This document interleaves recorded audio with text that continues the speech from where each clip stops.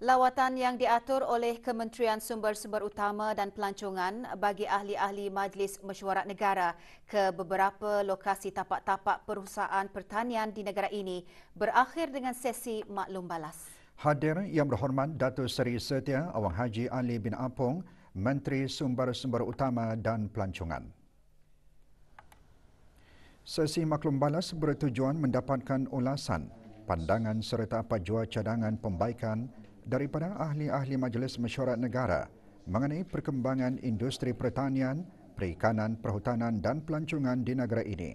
Ulasan, pandangan dan cadangan daripada sesi maklum balas ini nanti akan dijadikan sebagai sukan-sukan dan cadangan yang berguna bagi pihak kementerian untuk memperbaiki strategi serta meningkatkan usaha kerana memastikan produktiviti dan keluaran industri bagi menyumbang ke arah usaha untuk mempelbagaikan sumber ekonomi dan meningkatkan pertumbuhan keluaran dalam negara kasar KDNK.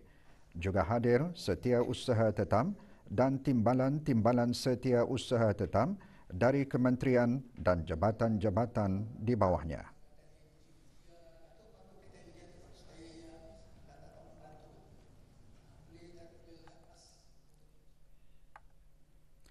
Terdahulu, Kementerian Sumber-Sumber Utama dan Pelancongan meneruskan program lawatan siri keempat iaitu yang terakhir bagi ahli-ahli Majlis Mesyuarat Negara ke beberapa tapak-tapak perusahaan pertanian di daerah Brunei dan Muara.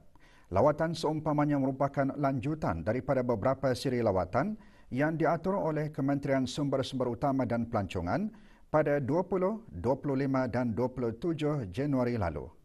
Lawatan antara lain bertujuan bagi mengongsikan serta memberigakan perkembangan dan pencapaian terkini aktiviti-aktiviti atau kegiatan-kegiatan perusahaan yang berkaitan dengan industri pertanian, perikanan, perhutanan dan pelancongan di negara ini. 15 orang rombongan ahli-ahli Majlis Mesyuarat Negara menyertai program lawatan ini. Lawatan bermula di ladang syarikat IM Food Enterprise yang dimiliki oleh Lau Zi Kuang dan diurus oleh Eling Chong. Ladang milik syarikat IM Food Enterprise ini terletak di kawasan kemajuan pertanian KKP Tunku. Syarikat ini telah ditawarkan tapak seluas 2 hektar di bawah projek rintis pada September 2019 bagi mengusahakan aktiviti tanaman sayur-sayuran bernilai tinggi dan buah-buahan tidak bermusim menggunakan sistem vertical farming dan fertigasi dalam rumah terlindung dengan menggunakan teknologi Internet of Things IoT.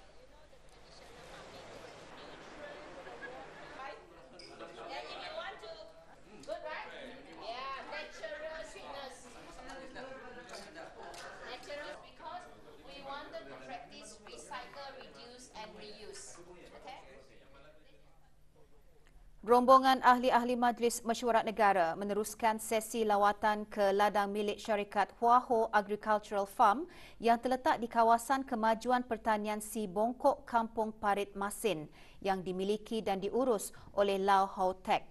Dengan tapak berkeluasan lebih kurang 52 hektar, syarikat Hua Ho Agricultural Farm ditawarkan tapak tambahan di bawah program pembesaran kawasan bagi membolehkan syarikat tersebut mengusahakan tanaman buah-buahan dan sayur-sayuran secara bersepadu.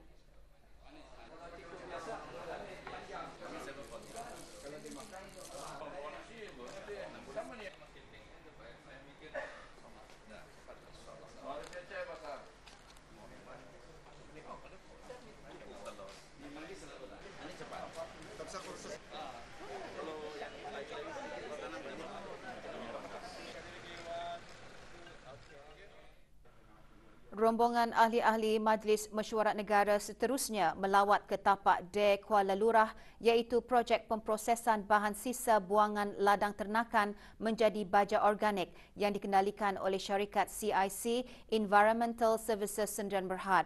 Projek ini dilaksanakan tanpa melibatkan sebarang perbelanjaan kerajaan iaitu dilaksanakan secara inisiatif pihak swasta PFI dengan sokongan Kementerian Sumber-Sumber Utama dan Pelancongan melalui Jabatan Jabatan Pertanian dan Agri Makanan. Projek mengubah dan mengoptimal najis ayam menjadi baja organik ini dijangka dapat membantu memperbaiki tahap kesuburan tanah yang seterusnya boleh meningkatkan keluaran dan produktiviti ladang tanaman serta mengurangkan kos input operasi peladang di negara ini. Projek ini akan memulakan operasinya pada suku pertama tahun ini sekaligus akan menjadi baja organik pertama tempatan yang akan dipasarkan secara komersial di dalam negara dan juga disasarkan untuk pasaran ekspor pada jangka masa panjang.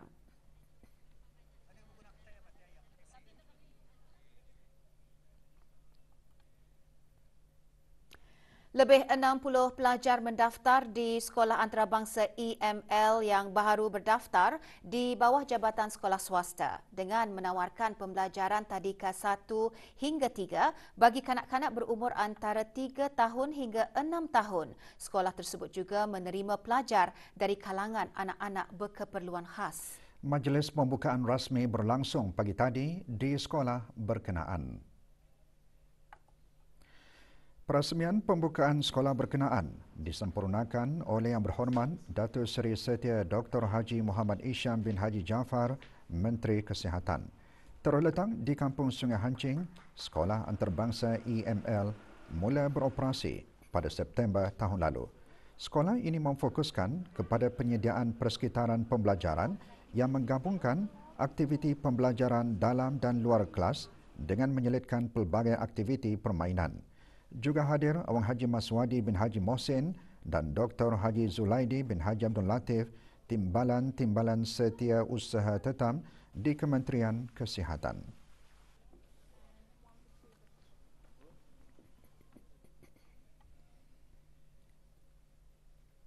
Majlis Kebangsaan Perubahan Iklim Negara Brunei Darussalam telah melancarkan dasar perubahan iklim pertama di negara ini yang menggariskan 10 strategi utama bagi peralihan menjadi negara yang rendah karbon dan iklim berdaya tahan.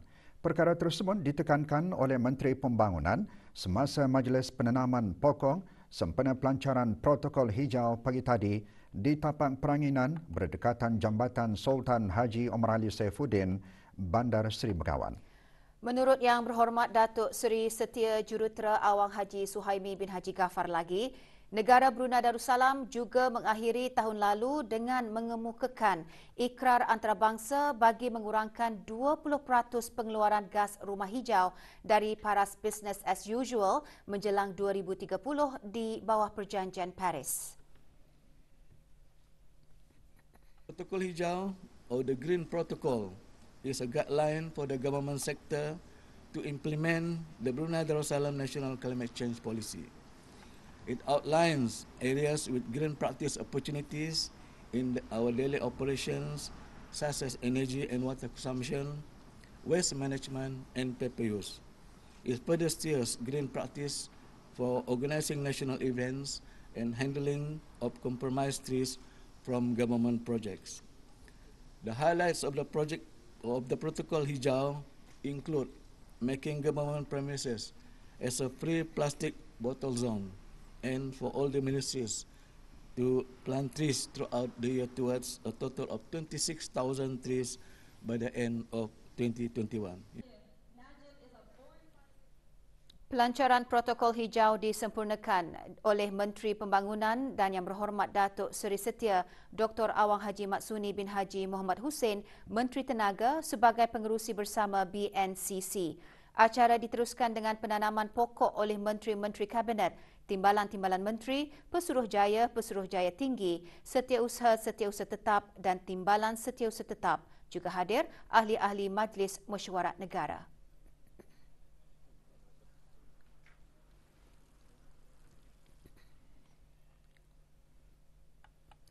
Projek Perumahan Negara Kampung Lugu Fasa 2 akan dibina di atas tapak seluas 105 hektar dan dijangka siap dalam tempoh masa 24 bulan. Butiran lanjut mengenainya menyusul selepas ini, teruskan bersama Berita Perdana.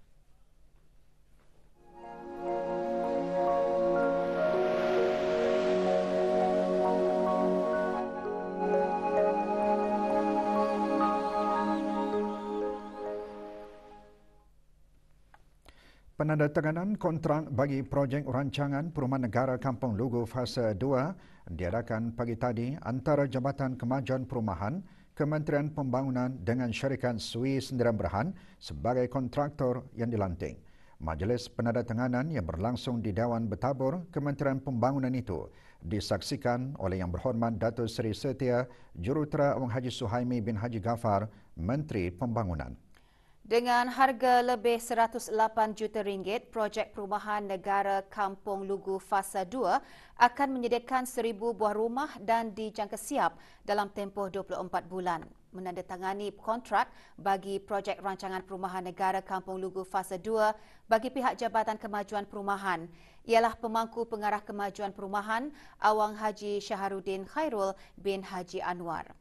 Pihak Sui Sendirian Berhad ditandatangani oleh pengarahnya, Pangeran Haji Mahali bin Pangeran Damit dan naib pengurusinya Chua Min Chu. Eko Bumi Arkitek dan Petar Perunding Sendirian Berhad adalah konsultan bagi pihak pemborong.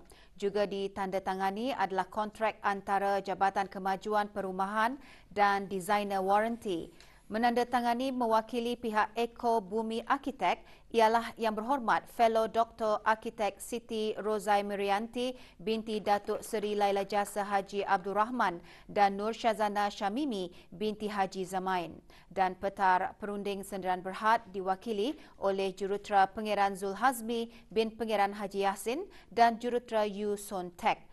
Majlis turut diteruskan dengan penyerahan dokumen kontrak kepada Sui Sendirian Berhad yang disampaikan oleh Menteri Pembangunan.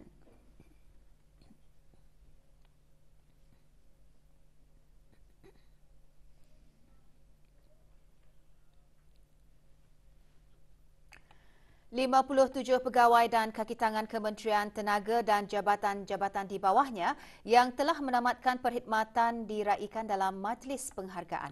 Majlis Anjuran Bahagian Korporan dan Pengurusan Sumber Manusia dengan kerjasama Jabatan Perkhidmatan Elektrik itu diadakan pagi tadi di Jabatan Perdana Menteri.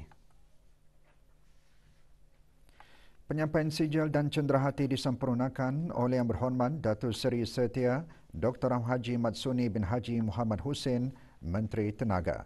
Juga hadir Datuk Seri Paduka Awang Haji Mat Satejo bin Sokiau, Timbalan Menteri Tenaga, Awang Haji Azhar bin Haji Yahya, Setia Usaha Tetam Kementerian Tenaga dan Pangeran Haji Jamra Wera bin Pangeran Haji Petra, Timbalan Setia Usaha Tetam Kementerian Tenaga. Majlis antara lain bertujuan bagi menghargai perkhidmatan dan sikap dedikasi para pegawai dan kaki tangan sepanjang berkhidmat di Kementerian Tenaga dan jabatan-jabatan di bawahnya.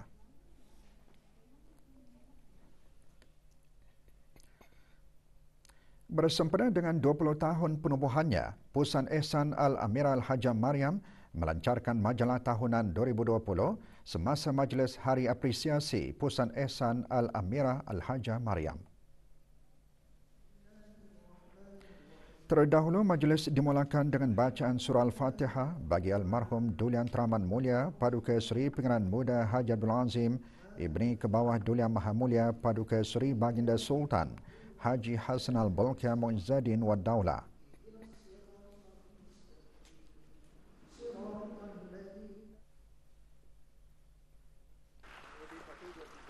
Pelancaran majalah tahunan disempurnakan oleh Yang Berhormat Major Jeneral Bersara Datuk Perka Seri Awang Haji Aminuddin Ehsan bin Pihin Orang Kaya Saiful Mulong Datuk Seri Paduka Haji Abidin, Menteri Kebudayaan Belia dan Sukan. Majalah tahunan Pusat Ehsan 2020 mengandungi laporan-laporan, aktiviti serta penglibatan pusat sepanjang tahun 2019-2020. Sepanjang penubuhannya, Pusat Ehsan terus maju dalam menyediakan program pemulihan dan intervensi yang berkualiti untuk komuniti berkeperluan khas.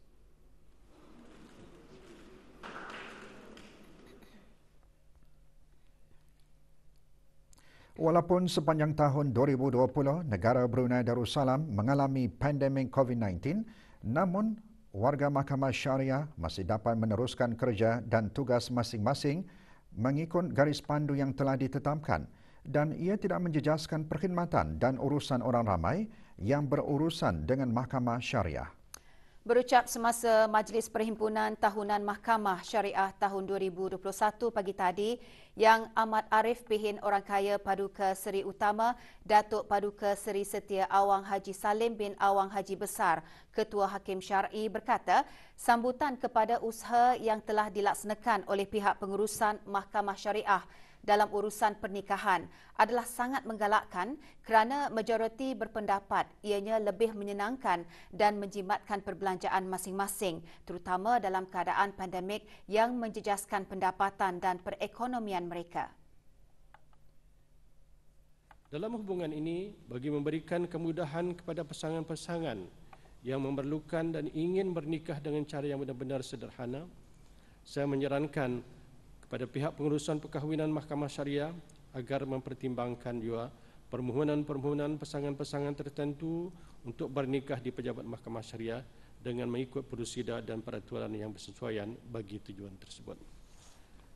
Dalam Islam, kehidupan berkeluarga adalah mewujudkan kewajipan dan tanggungjawab, terutama dalam bentuk nafkah dan hadanah, iaitu penjagaan dan pemeliharaan anak. Dalam soal nafkah, kewajipan adalah tertanggung ke atas suami bagi isterinya ataupun seorang ayah ataupun bapa bagi anaknya. Mahkamah Syariah dalam hal ini mempunyai kuasa untuk mengeluarkan suatu perintah dalam soal nafkah apabila ianya dituntut di Mahkamah Syariah, sama ada setelah pasangan itu bercerai ataupun belum bercerai. Apabila mahkamah mengeluarkan perintah mengenai nafkah itu, sama ada nafkah isteri atau bekas isteri ataupun nafkah anak, maka pihak yang diperintahkan ke atasnya adalah wajib mematuhi dan menunaikan tanggungjawab yang telah diperintahkan itu. Sekiranya gagal mematuhi perintah itu, maka tindakan undang-undang boleh dikenakan ke atas yang gagal itu. Pihak pengurusan Mahkamah Syariah telah memperkenalkan supaya setiap kes dapat diselesaikan perbicaraannya atau pendengarannya tidak lebih daripada 180 hari yang bertujuan supaya penangguhan sesuatu kes dalam jangka waktu yang lama dapat dielakkan, yang kadang-kadang boleh menjejaskan keadilan terutama terhadap keterangan saksi yang berkaitan dengan kes itu yang mungkin sudah lupa atau sukar memberikan keterangan yang mana ini sudah pasti akan menjejaskan kes pendakwaan atau pihak yang membuat tuntutan.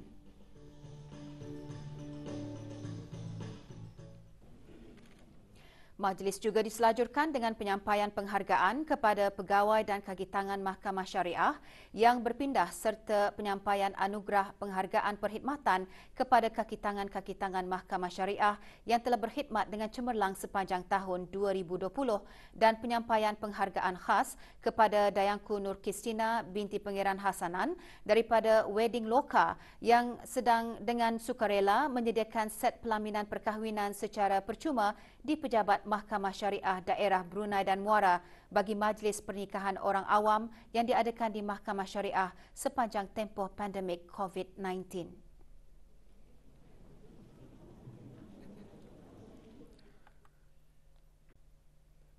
Perkembangan situasi jangkitan COVID-19. Tiada kes baru jangkitan COVID-19 dicatatkan, manakala 7 kes aktif masih dirawat di Pusat Pengasingan Kebangsaan. Dalam siaran akhbar mengenai perkembangan situasi jangkitan COVID-19 di negara Brunei Darussalam, Kementerian Kesihatan memaklumkan jumlah keseluruhan kes jangkitan 180 dengan kes sembuh seramai 170 orang.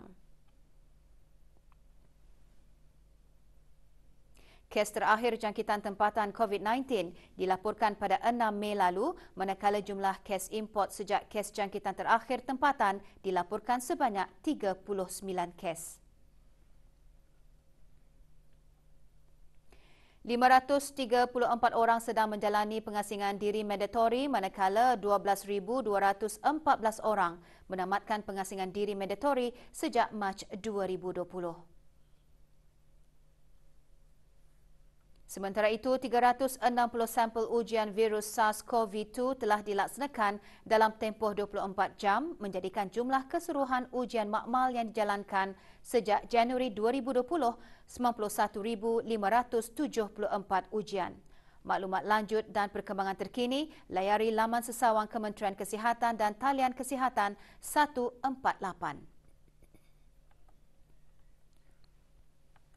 Perkhidmatan psikologikal klinikal Hospital Raja Isteri Pengeran Anak Soleha yang selama ini beroperasi di tingkat 3 Blok Jururawat Lama Hospital Raja Isteri Pengeran Anak Soleha akan berpindah dan beroperasi di Blok 2G tingkat 6 Kondominium Ong Sumping, Kementerian Kesihatan, Jalan Ong Sumping, Negara Brunei Darussalam bermula pada hari Isnin 1 Februari 2021.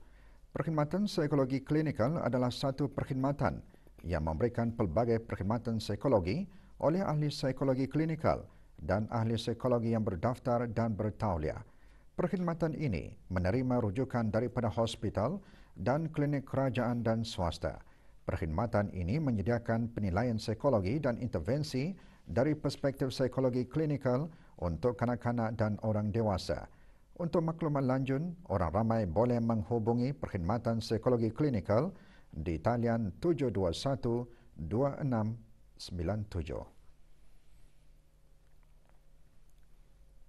Program Pemberigaan Dasar Belia Negara dan Strategi DBNS 2020-2035 selari dengan strategi teras pertama DBNS iaitu kerjasama seluruh negara dengan Youth Advisory Group ditubuhkan bagi menyediakan mekanisme maklum balas rasmi secara langsung antara agensi kerajaan dan komuniti belia.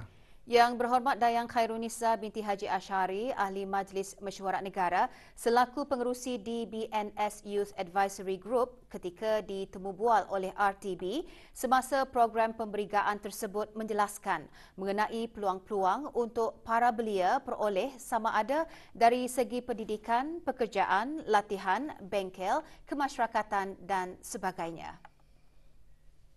Dengan mengadakan bengkel seperti ini di sekolah-sekolah, jadi dapat lagi kami mendekati para belia dengan lebih dengan lebih macam komplit. Pasalnya macam dari sini kami bukan saja buat taklimat, tapi we also buat breakout discussion. Jadi mendapat input daripada para belia juga. Jadi apa yang kami harapkan ialah we want belia untuk take ownership. Macam sebenarnya di BNS ini memang diciptakan untuk para belia. Jadi kami mahu belia untuk mengambil bukan saja mengambil maklum, tapi juga mahu melibatkan diri dalam pembangunan negara melalui macam-macam cara. Ini semestinya kemasyarakatan. Kadang-kadang macam taking care of themselves itu pun salah satu cara untuk membantu negara mengurangkan kos lah, for example lah. Jadi Program Pemberigaan Dasar Belia Negara dan Strategi DBNS 2020-2035 bermula bulan ini hingga Mac depan. Pagi tadi, program diadakan di Mahat Islam Brunei Tutong. Program dihadiri oleh penuntut-penuntut dari sekolah menengah, jabatan-jabatan kerajaan, belia-belia beruniform dan pertubuhan bukan kerajaan dari daerah Tutong. Juga diadakan pameran daripada rakan-rakan strategik dari sektor kerajaan termasuk Manpower Planning and Employment Council, Job Center Brunei, Sekretariat Tinggi Wawasan Brunei, Jabatan Pembangunan Masyarakat JAPEM, Pusat Pembangunan Belia dan Majlis Belia Brunei. Sesi pemberigaan yang serupa juga akan dilaratkan ke daerah Brunei dan Muara dengan mensasarkan kepada para penuntut dari institusi pengajian tinggi yang diadakan di bangunan Dewan Majlis pada hari Selasa depan ini.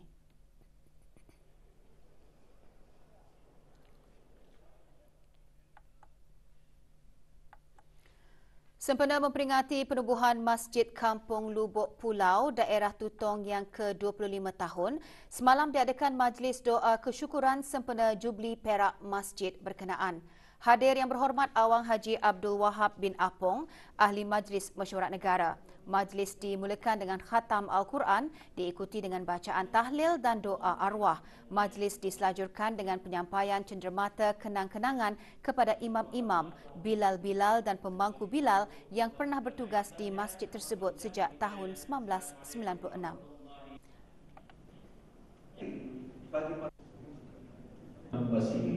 Turut diadakan penyampaian surat lantikan kepada ahli-ahli jawatankuasa takmir masjid yang baru sesi 2021-2022 yang disempurnakan oleh Awang Haji Asminan bin Haji Cucu, pemangku penolong pengarah hal ehwal masjid.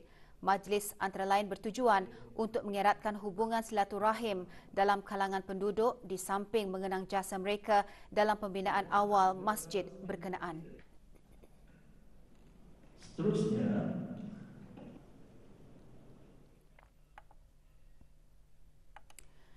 Semua golongan peringkat umur boleh terdedah kepada masalah kesihatan mental. Orang yang terdedah dengan tekanan yang berpanjangan dan berlarutan mempunyai risiko yang lebih tinggi untuk mendapatkan gangguan dalam kesihatan mental. Dalam Islam juga menerangkan beberapa perkara penting bagi menjamin kesihatan mental termasuk menitik beratkan aspek silaturahim sebagai salah satu bagi menjaga kesihatan mental dan melaksanakan amalan serta doa yang boleh membantu menenangkan jiwa. Perkara tersebut antara yang terkandung dalam Forum Sempena Majlis Ilmu 2020.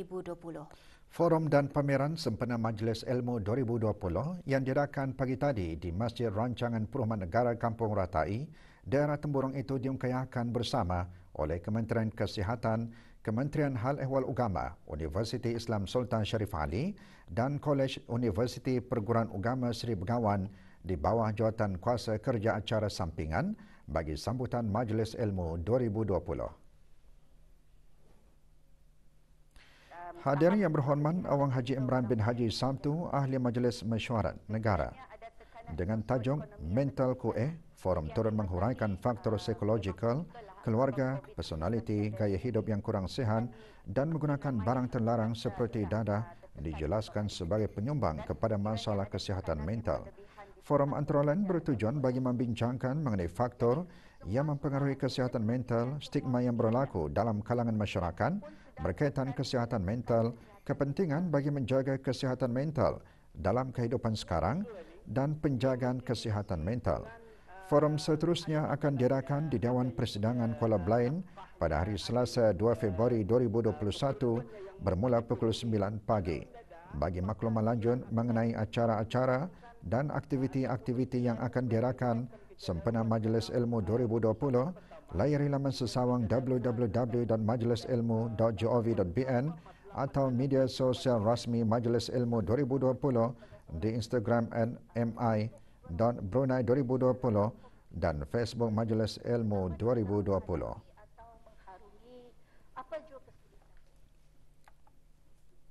Satu lagi kes penyeludupan berhasil dipatahkan oleh keanggotaan Polis Marin, Pasukan Polis Diraja Brunei dalam satu operasi yang dijalankan di kawasan perairan Pulau Keingaran.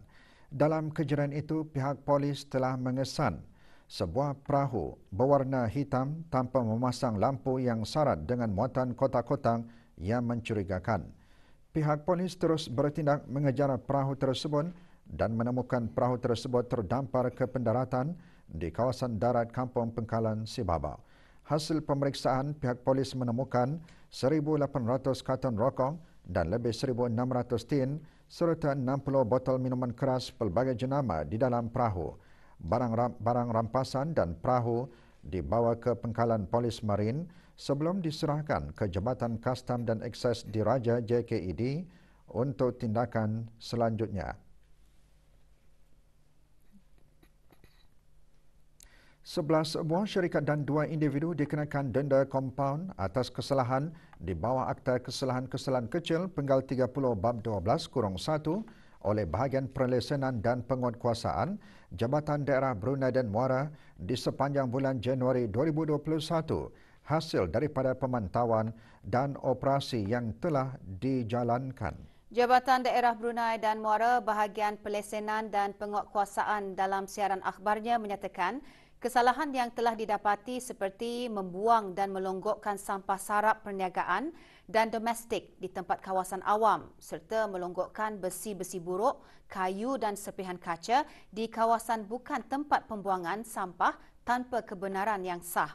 Syarikat Tuah Ria Bersama AGG Sendirian Berhad, Syarikat Norlah dan Anak-Anak, Hosen Sendirian Berhad, CNF Engineering Sendirian Berhad, Syarikat Icon Sendirian Berhad, Syarikat Ton Kam Lifan Sendirian Berhad dan Jurnal Sendirian Pengayunan dikenakan kompaun masing-masing sebanyak RM500.